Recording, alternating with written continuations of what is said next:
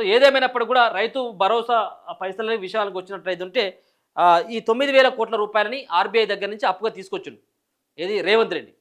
So ఈ 9,000 కోట్ల రూపాయలను ఎటువైపు కూడా డైవర్ట్ చేయకుండా కేవలం రైతుల యొక్క ఖాతాలో వేసేందుకే రేవంత్ రెడ్డి తీసుకున్నటువంటి నిర్ణయం. మొన్న అది ఏదైతే ఎన్నికల సంబంధించినటువంటి మున్సిపల్ ఎన్నికలు ఏవైతే ఉన్నాయో మున్సిపల్ ఎన్నికల్లో సభలలో కూడా కొన్ని మాట్లాడడం జరిగింది.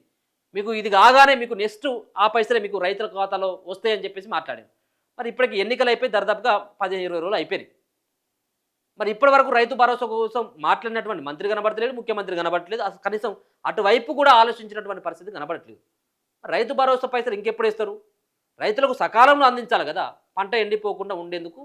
సో వాళ్ళకు ఏదో ఆ బస్తాలు తెచ్చుకునేందుకు, ఆ పిండి బస్తాలో లేకపోతే విత్తనాలో లేకపోతే మందో ఏదో ఒకటి తెచ్చుకునేందుకు ఉపయోగపడుతుంది. ఇప్పుడు వేసినటువంటి లాభం ఏముంటుంది? నువ్వు 4 రోజులు అదం దాటిపోయిన తర్వాత నువ్వు వాళ్ళ ఖాతాలో వేస్తే అక్కడికి రానటువంటి టైంకి మీరు పైసలు వేసి ఏం లాభం? అది కాదు కదా. మీరు పెట్టుబడి పెట్టేటువంటి టైం అంటే నాట్లు వేసేటువంటి దశలో కనుక ఇచ్చినట్టయితే ఉంటే మీకు ఈజీగా వాళ్ళు కూలి వాళ్ళకి ఇచ్చుకోవడమో లేకపోతే ఇంకేమైనా తెచ్చుకోవడం కోసం ఉపయోగపడుతుంది. దీని పట్ల రైతులు చాలా ఆందోళనతో ఉన్నారు, ఆగ్రహంతో కూడా ఉన్నారు. వాస్తవం ఆడికి పోయినట్టయితే గ్రామాలలో పరిస్థితి ఎట్లా ఉన్నదంటే గ్రామాలలో ప్రతి రైతు కూడా ఇదే అడుగుతూ ఉన్నాడు, అరే ఇంకా రైతు భరోసా పైసలు వస్తలేవు.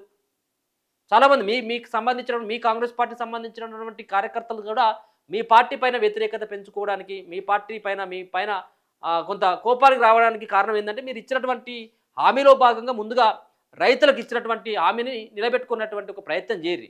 మొన్నటి వరకేమో బోనస్ పైసలకి చాలా రోజుల తర్వాత రిలీజ్ అయిపోయినాయి. ఏది క్వింటాకి 500 రూపాయల బోనస్ పైసలు.